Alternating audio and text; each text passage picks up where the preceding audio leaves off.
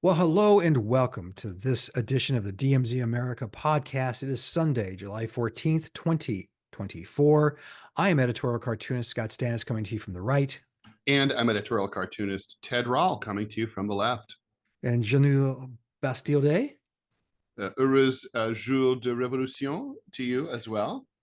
Vive la Right on. Révolution Française, which it is worth noting on this Bastille Day that the people of France have recently rejected the far right and embraced correctly the far left. So may And it, may it always be so everywhere. the happy crunchy middle or chewy middle has been obliterated in the Oreo cookie that is French politics. Wow, I can't take That this. was awesome. Thank you. Well, let's I think get we obvious. should have gone with like a French pastry kind of analogy here, like the sweet custard of centrism has been defeated by the strong crusty exterior of the croissant. Of the left, yeah. But at least the Le Pen and her kind were denied the the crust. I don't know I don't know where to go with this, Ted. The Yeah, delicious so scrumptiousness. it's a fascinating story. Both the UK and in France, their elections they voted down the right leaning parties in England, the right wing in France, in rather shocking fashion, which makes you wonder about the polling in both those places. Well, England wasn't No, expected. France, this was the a huge. polling was accurate, but what happened was that there were a bunch of deals that were made between the centrists and the far left, and they all agreed that in races where they were both challenging Le Pen's party, that the weaker one would drop out. Over 300 candidates agreed to drop out for the good of France.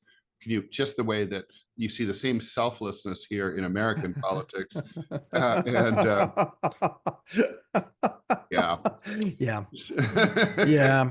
So obviously, there's only one story in the news this morning. The assassination attempt on President Trump at a rally in Pennsylvania yesterday, Butler, Pennsylvania.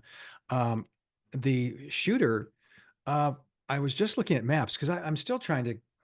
There's still it's amazing how slow these details are coming out.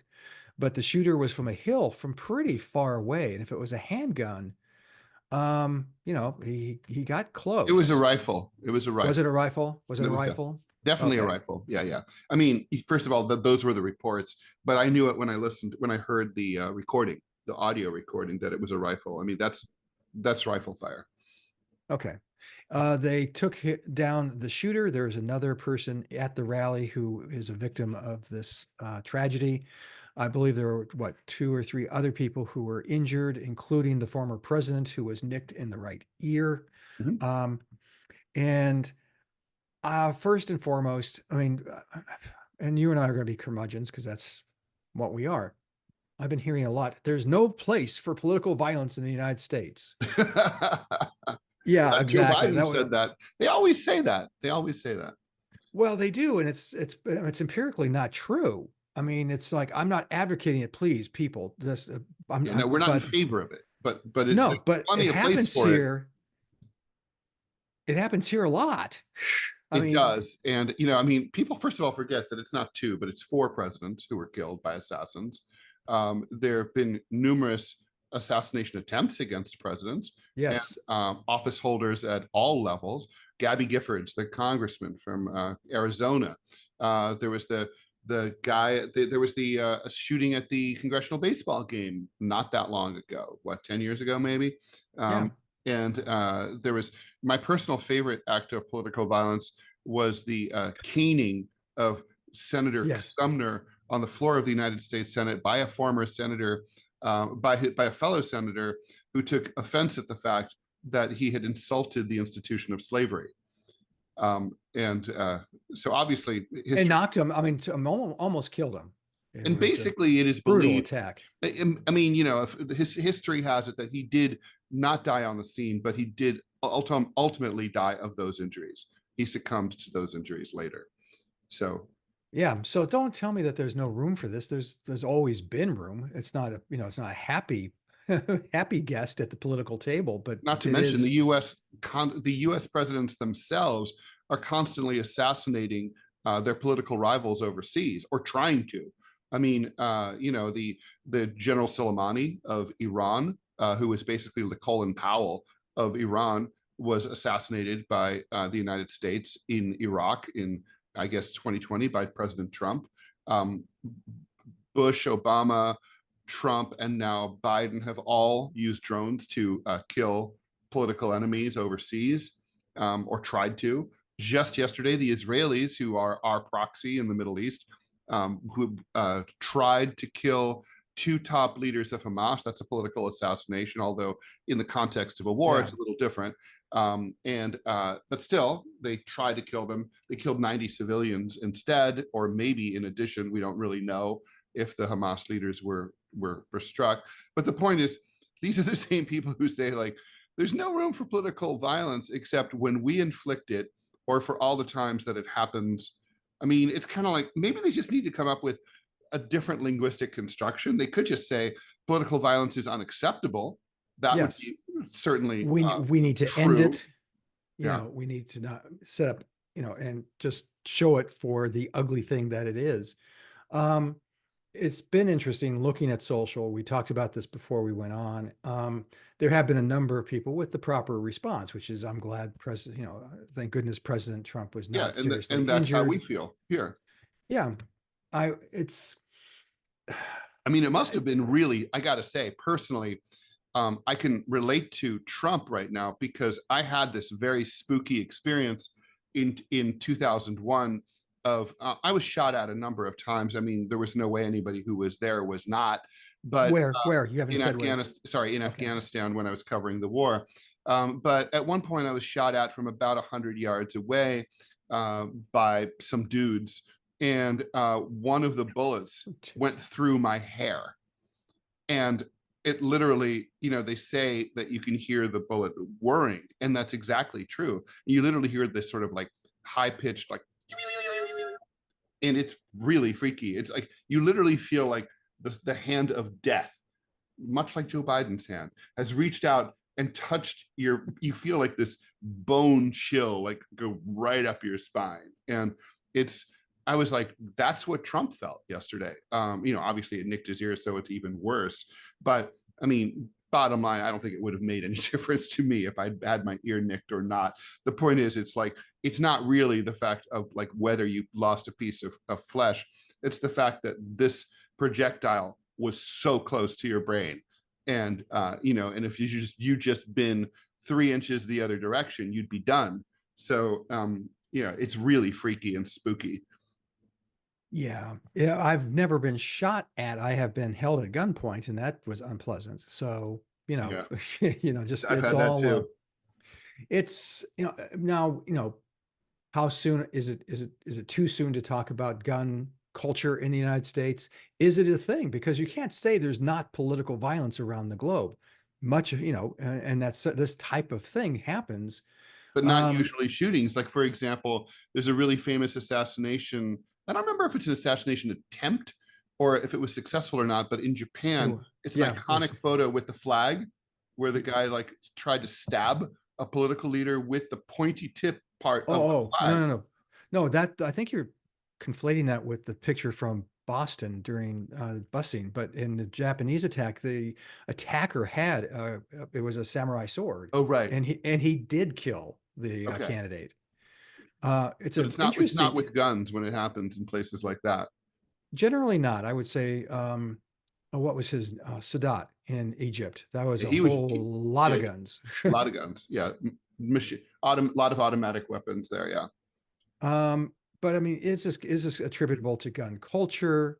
We're going to have to learn more about this. The other problem, and I know this sounds weird, Ted, so help hold my hand and walk me through this, because the perp was killed. The perp, unfortunately, because now we don't get any answers.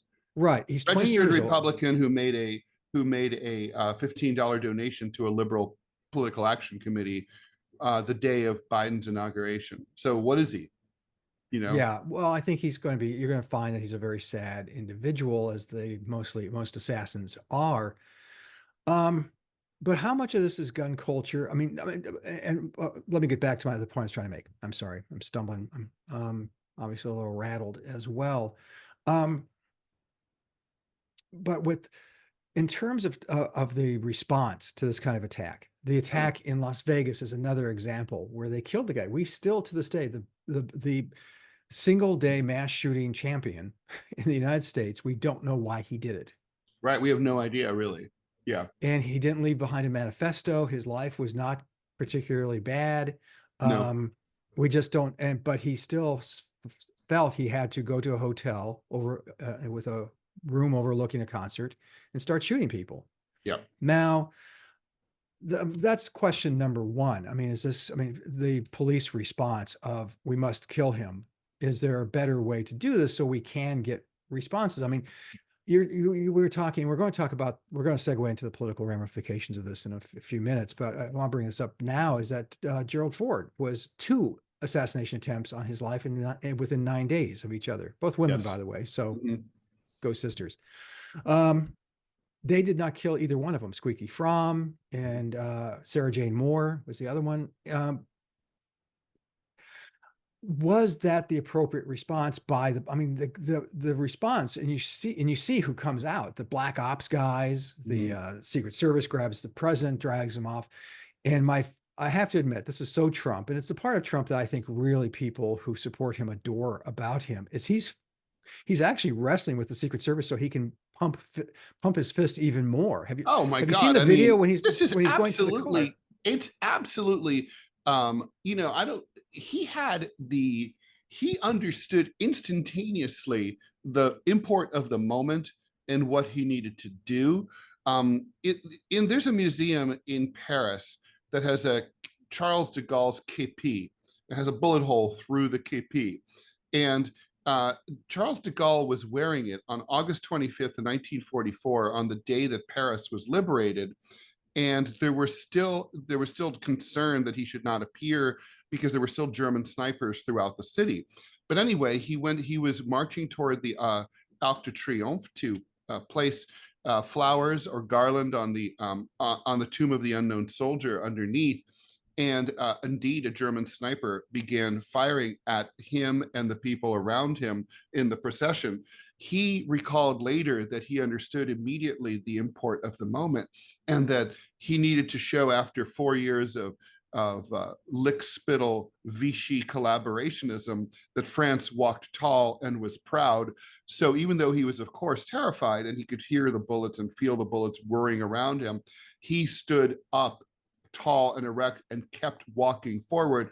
And there's an iconic photo of him doing that while all the rest of the crowd is all hunkered down or hitting the deck to, trying to look for where the shots are coming from. Trump had a moment like that. He had a moment. This was a moment not unlike the assassination attempt against Theodore Roosevelt when he was running as an independent bull moose candidate in 1912. When the assassin's bullet lodged itself in the text of his speech, which was no, it went through the pocket. speech. It lodged in his chest. Yes, but it was slow. The bullet was slowed down by the fact that he was partial to very long speeches because he was a long-winded dude, and also speeches were typed on like very big font back then, so that basically you pulled out a page, you read it, you threw it over your shoulder, and you kept reading. Anyway, he was bleeding, and he continued for over an hour to deliver his speech, and he said, people said the president's been shot, and he got up and he said, it takes more than that to bring down a bull moose. And then the crowd went wild, and then finally he was persuaded to go to the hospital and be treated. This Trump had that TR de Gaulle moment. I don't want to have that experience of having a bullet whir by my head, but man, he made the most of his. Yeah, he did. And the images, I'm shocked that it's not already a T-shirt or a meme on the Trump website yet, but it will be. And I'm sure they're monetize this. It was, in the picture of him pumping his fist, to the crowd, and there's blood on his face. his and like I said, if you watch the video, he's kind of wrestling with the Secret Service so he can send a pump fist to his Yeah. to his crowd as he's going to being rushed to the van. What shocked me, Ted, and this is a technical thing, and we don't know, so but I'm going to bring it up, and maybe others who are listening or watching this can help me. They didn't seem to whisk him away very quickly. Does that make sense to you? I mean, he was down. He Yeah, jumped. I They noticed that grabbed. because we watched the video probably several times, like I'm sure you did too. Yeah, I noticed that it took a while for them to get him off the scene.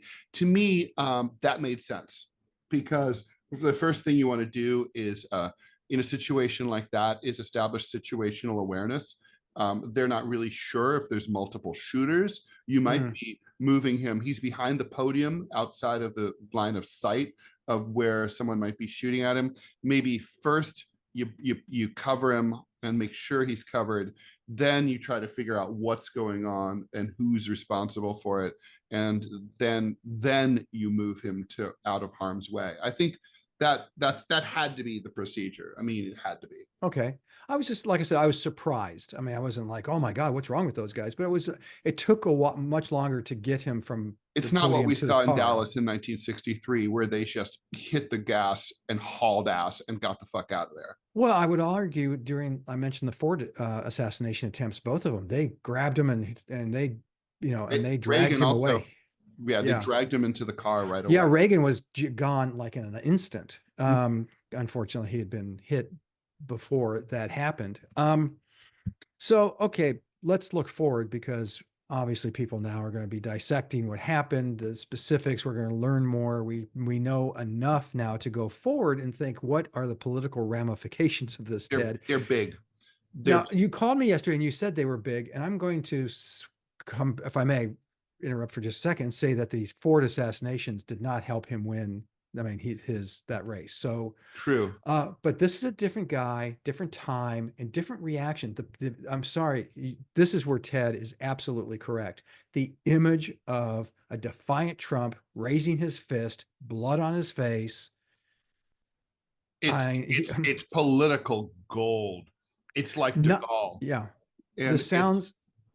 Go ahead, Ted. I'm yeah, sorry. it sounds cynical, but It sounds very cynical, but it's politics, so it's a cynical business. true, and we're not wrong. And so the thing is, what are the I mean, first of all, I mean, first and foremost, we're already hearing voices on the right who are saying this is, of course, the Democrats' fault for the overheated rhetoric that they have said.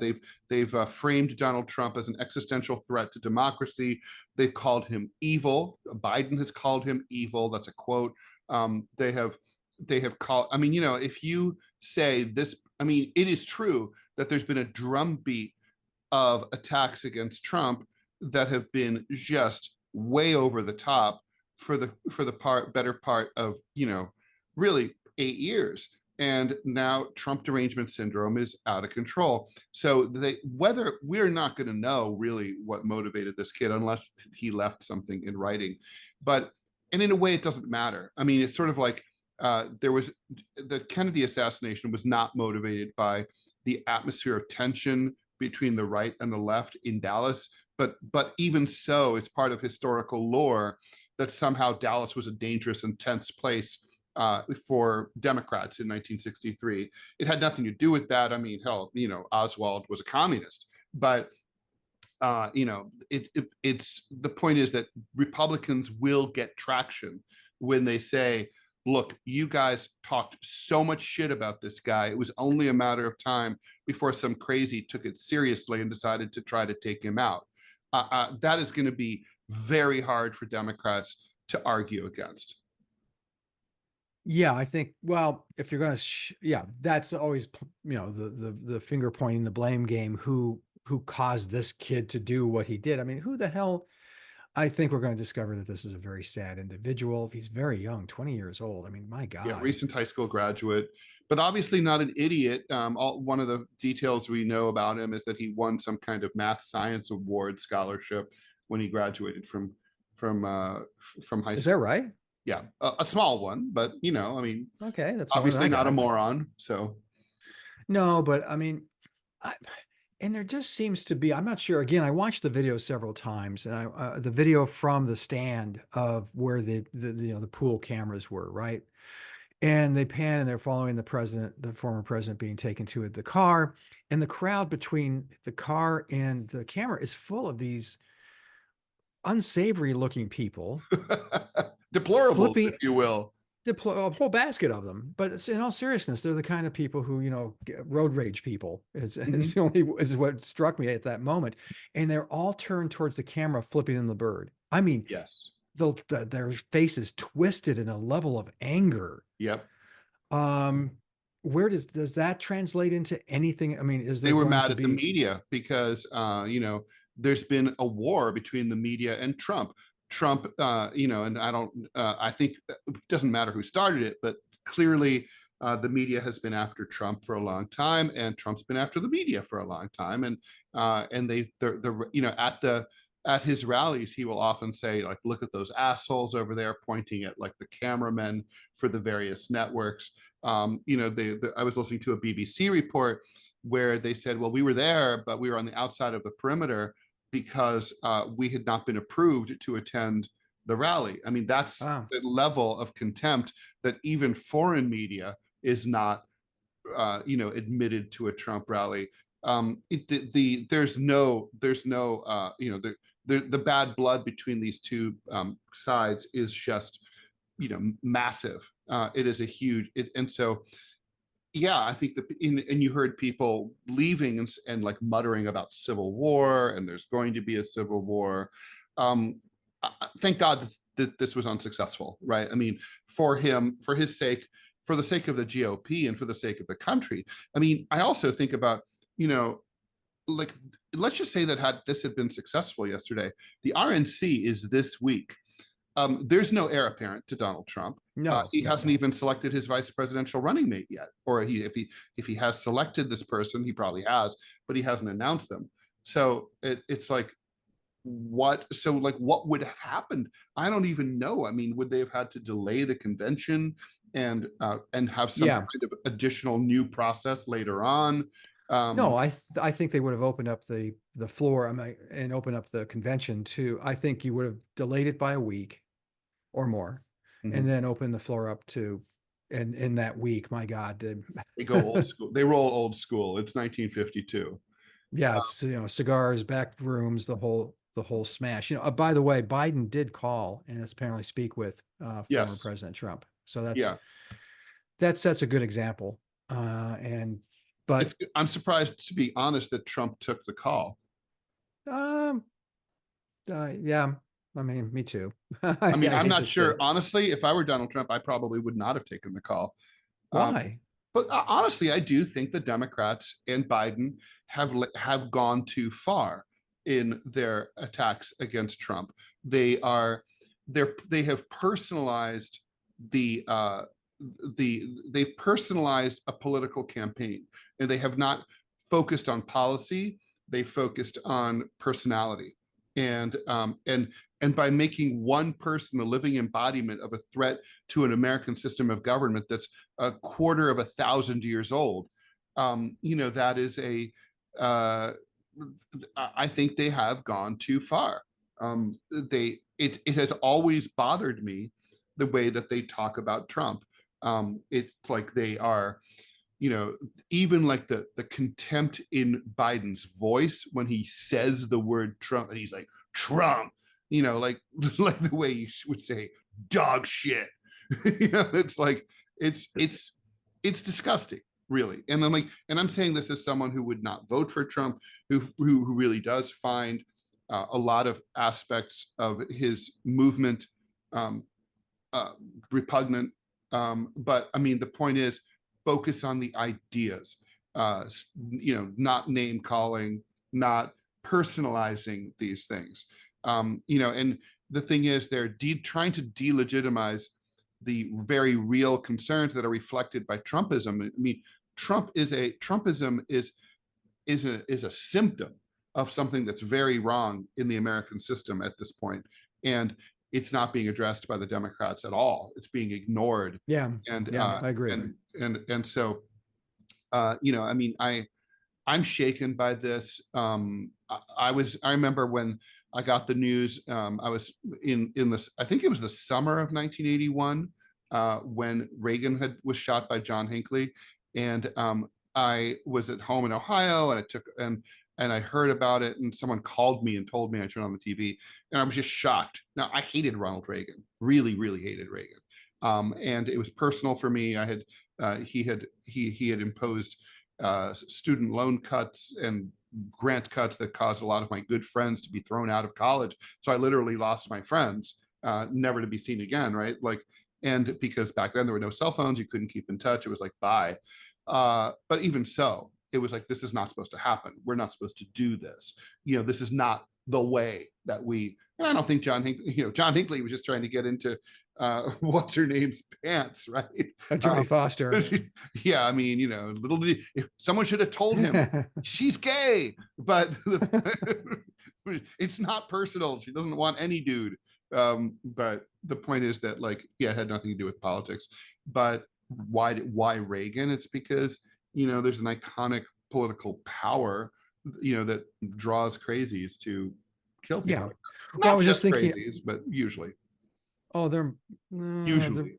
They're almost all nuts. I mean, the guys who, the Polish guy who shot McKinley, the Gaudreau, the guy who shot Garfield, and Booth thought he would reignite the Civil War. I mean, they were all pretty nuts. I was also reminded of, do you remember Arthur Bremer? Does that ring any bells? Guy who shot George Wallace in 1972. Oh, yeah. And they ran Esquire magazine. This is salient, I promise. But he apparently succeeded in shooting the racism out of him, because sure, you know what I mean. Well, he did change after the assassination attempt. My dad met Wallace on several occasions when he was campaigning, because Wisconsin, my dad was general manager of a TV station in Wisconsin, and the candidates would come through because Wisconsin was an early primary back then. But Bremer, I actually spent a great deal of time, because the Esquire magazine ran Bremer's diaries verbatim. Mm-hmm. And it gave me, I mean, I'm not sure if there had to have been a flag about me, because they were voluminous. It took me literally 2 days to read them. And it's just like getting into the mind of this crazy guy, and he was nuts. I mean, wow. He had actually stalked Richard Nixon for several weeks. Couldn't get close enough, and so he decided to just, why not? It was a toss up between Muskie and Wallace. Huh. So random. Well, and you can imagine what these thoughts were, and they were very, very strange. So we have mad men in our midst, and mad women. Two women took a shot at President Ford. So going forward, I mean, what is the political ramifications? First of all, Ted, the first thing that hit me, and tell me if I'm like bizarre, is like, oh my God, this shows if this had happened to Biden, you wouldn't have had the fist bump. You wouldn't have had, he was so frail that, it would have been a very different story. Honestly, it might have been, even that minor thing might have been a life-threatening incident for him, because he might have had a heart attack or a stroke right on the spot, right? I mean, well, potentially, but just being older and just being frail, and having this happen, this obviously suffering from osteoporosis. He might have fallen and broken his hip. I mean, I'm not even kidding. Yeah, there's a lot of things that could happen, but I'm thinking of the visuals, and you and I have talked about this a lot. As cartoonists, we understand the visuals of this. The picture of Donald Trump with his fist in the air, blood on his face, is going to be iconic, defiant, forever. Yeah. Forever. True. And it's a powerful image, and it throws in the face the different vibrancy levels, not intellect or cognitive, but vibrancy levels of the two candidates. To my mind, he's going to come into the convention. If I was his people, I would say I would consider, don't go into public until the convention starts. The first night, unannounced, you walk out on the stage. You have a bandage on your right ear, and you announce your vice presidential running mate. You say, and you can couch it in the language of, because things can happen, this is the best vice president. Oh my God. Yeah, he can make a joke about it. He can be like, because things happen. It's this could be high theater. And then what you said yesterday when you called is like game over. That would say you can't. What's the Biden campaign going to counter that with? You know, And they've had to pull, by the way, one immediate ramification is that Biden's people and their associated political action committees have all canceled their advertising and campaign ads for the foreseeable future.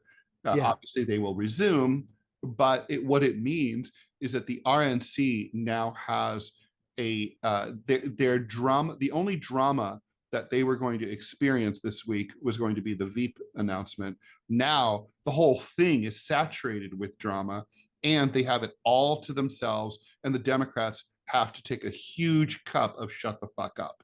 yeah, I mean, this is a massive win for Trump. I mean, this man has the devil's luck. yeah, I yeah. mean, look at what's gone on with his legal cases. Now, even his convictions look like they're poised to possibly be to go away. Think about where his political fortunes were just a few years ago. I mean, impeached twice. It's like he's rocking it. I mean, it's amazing. Somehow, man, fortune favors the bold. Well, and here's the other side of this is how the evangelicals who are batshit crazy. I'm sorry, there's a lot of them who are, and they're going to say, "Look, he rose from the dead. God saved him." But yeah, God doesn't have a lot of interest in the tip of your ear, apparently. But no, don't forget when they took Jesus in the garden, one of his disciples cut off the ear of a slave. Of course, it was not even one of the soldiers, but of a slave, and Jesus healed him and said, knock it off. This is going to be spun by the evangelical and religious right. I mean, it's going to be divine intervention. Well, I love how they always say, like after a tornado, wipes out. It's like, look, the cross of Jesus that was the only thing that survived the tornado in the trailer, and I'm like, so God's kind of a prick. He looks out for his own iconography, but he doesn't care about your fridge or your bed or the bottle of dollar bills you had. I mean, really? That's like, it's like, or maybe we should maybe next time build your trailer in the form of a giant cross, and then the tornado can't get that's it. That's got to be it.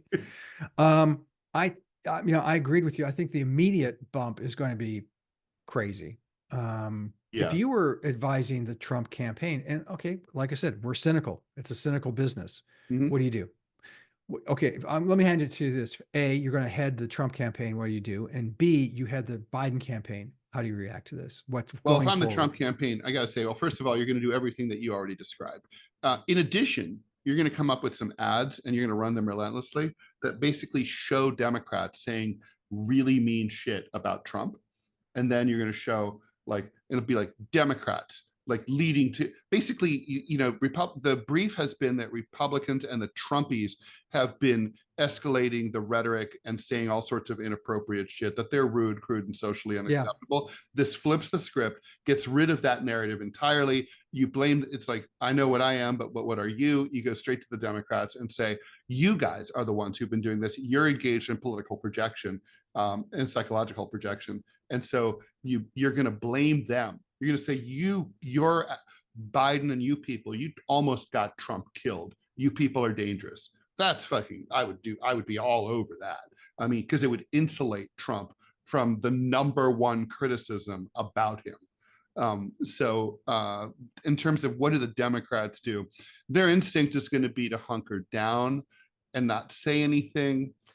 And for the most part, that's probably right. Just wait for things to happen and develop, and for, something will occur in the world, and, the headlines will change, and then people will move on, but let Trump have his moment in the sun. But I think Democrats need a better message than just, hearts and prayers. They can do something about gun violence. They can say, they can definitely say Republicans have been blocking gun control, even to the point where their own people are shooting at their own candidates. Like we're trying to help them. That might be an approach, but for the most part, there's not much Democrats can do. What do you think? No, I agree with that entirely. I think that if I'm the Trump campaign, I'm scripting out, and frankly, Donald Trump knows how to script, a scene. Yeah. And I would have, I would use this and just say, okay, what timing do we have? Do we sequester the president now for, President Trump for a few days, and then, premiere him at the convention? I mean, when Reagan didn't have a running mate, do you remember leading up to the 1980 convention, and there was talk of a Reagan Ford ticket, Mm. and then there's a bunch of confusion. Reagan, unannounced, comes to the hall, walks to the podium. I mean, it's an amazing moment. Announces that George H.W. Bush is his running mate. Mm-hmm. I mean, you can script this now. You've been handed something where nobody was going to watch that convention, or very few people. And now all of a sudden, everybody's going to watch it. Mm-hmm. It's going to be one of those incredible moments and you have a moment of political drama. Does Donald Trump make an appearance today? Does he make it tomorrow? The convention starts on Tuesday. Do you have him make it, I would say, I would tease it saying we're going to have a big surprise at the convention Tuesday. Stay tuned. So in prime time, I mean, you're going to have prime time numbers that are going to be through the roof if you do that. I would think, yeah, there's definitely ways to do that. There's going to be depending on who he picks, there's going to be the getting to know you, like videos and stuff about the vice president, the vice presidential pick. There's a lot to work with here for the Republicans. They are so fucking happy. They can't even fucking believe it. But it does serve, this incident yesterday does serve to remind them, and it should serve to remind them, that they don't have an heir apparent for MAGA world.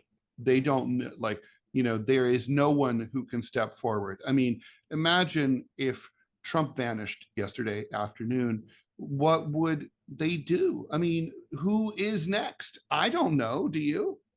I would suspect the logical one is Don Jr. Oh my God. For president of the United States? We had Don Sr.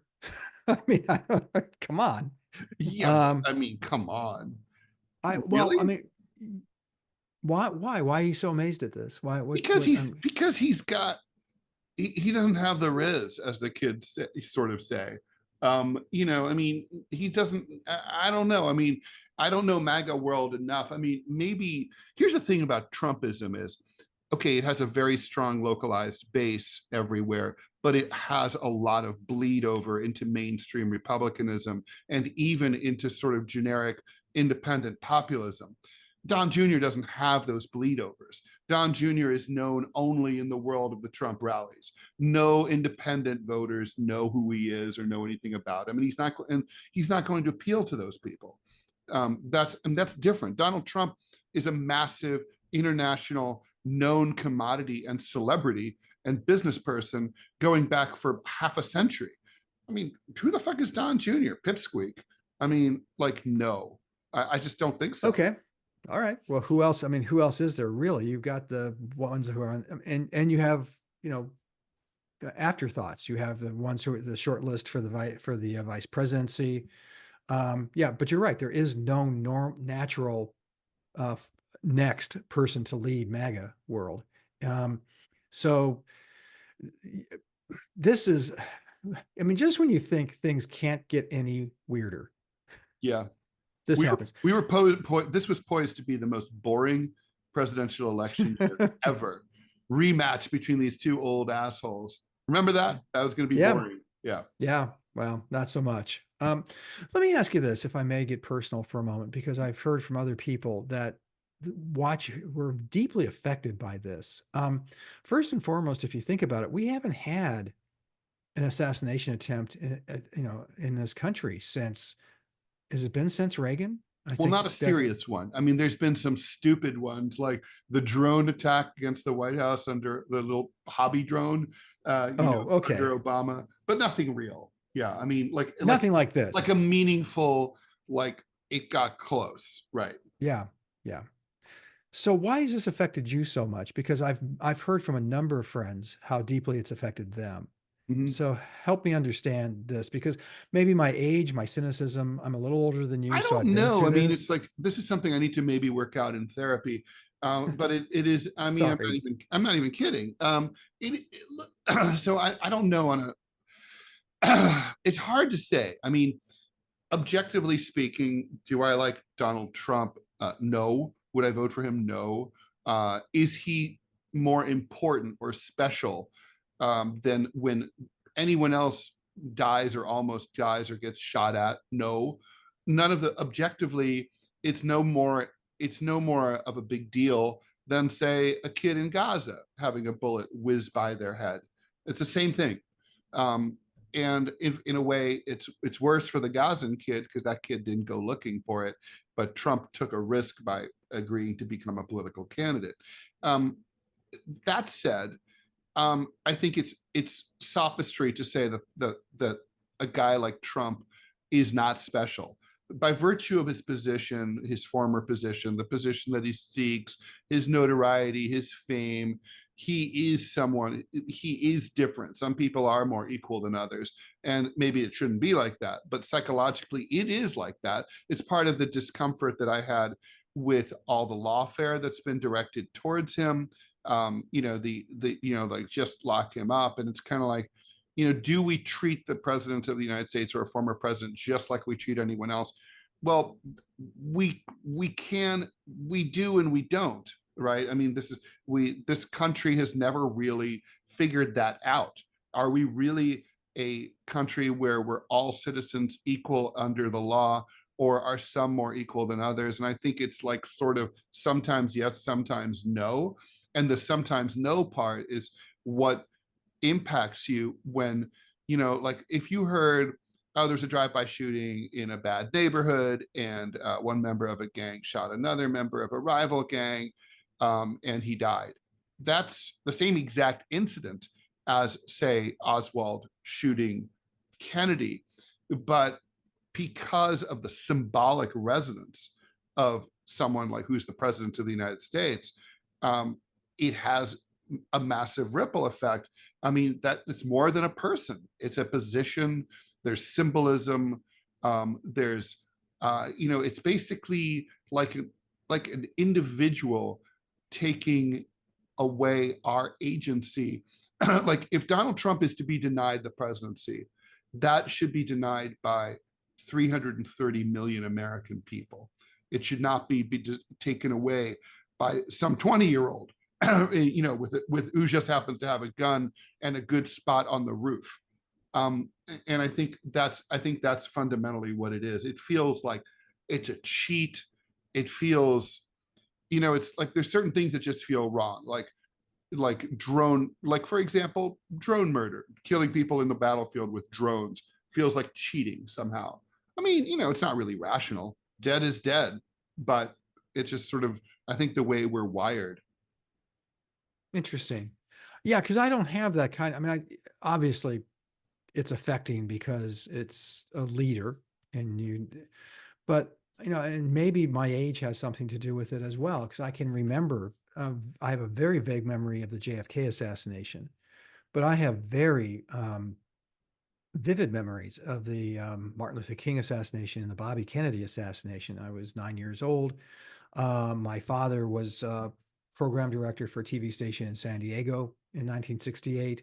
And I can remember my mother watching the returns from California primary that night. And Bobby Kennedy saying, let's go on to the convention and win the he leaves the podium, and my mom's kind of watching the reports, and all of a sudden I hear from the TV room.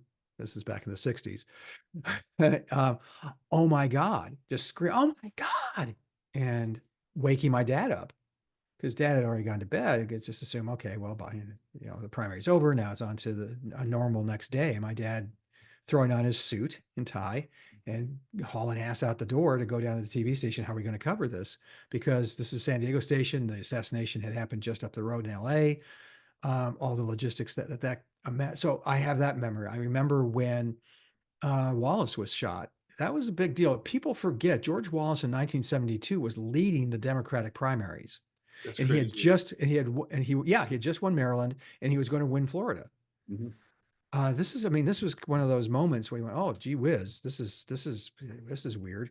And then he got assassinated, and obviously had to drop out of the race for a time. And if you remember, he also ended up running kind of again in '76. But regard all of that being said, I've seen this before: the Ford attempts, the Reagan assassination attempt, all of that. And I'm just wondering if I've become jaded, or if I'm just made of different stuff. If I'm just a bad person Nah, for I looking at don't this think and that's thinking, it. this is, and to say that, well, political assassinations, well, it's been going on since our species made people in charge, and that someone, Ask Julius Caesar. Yeah.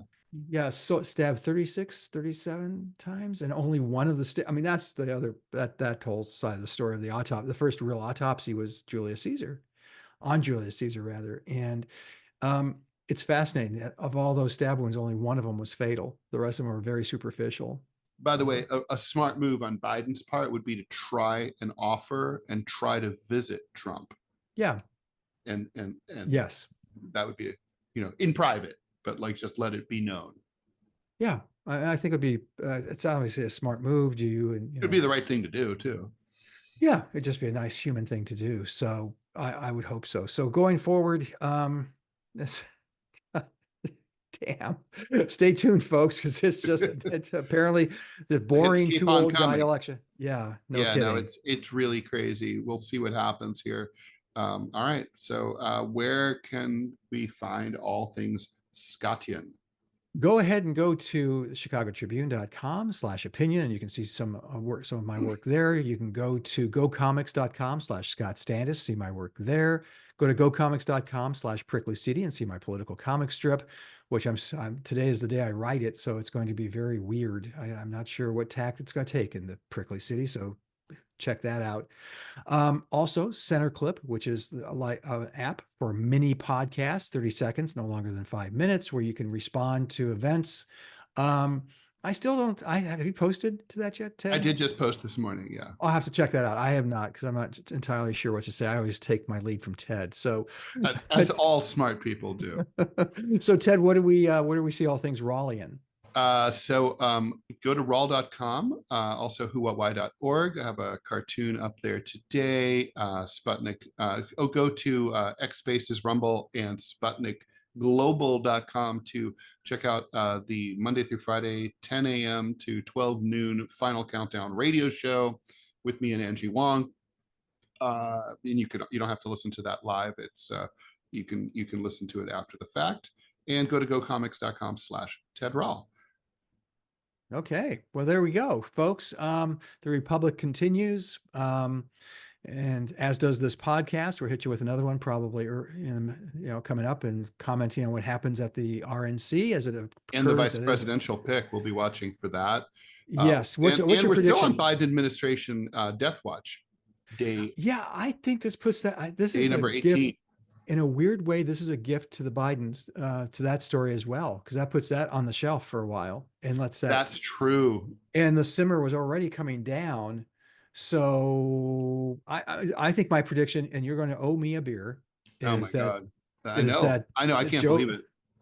Joe Biden's going to be the nominee. He will be on the ballot Holy in shit. November, and now I suspect we'll get 38% of the vote.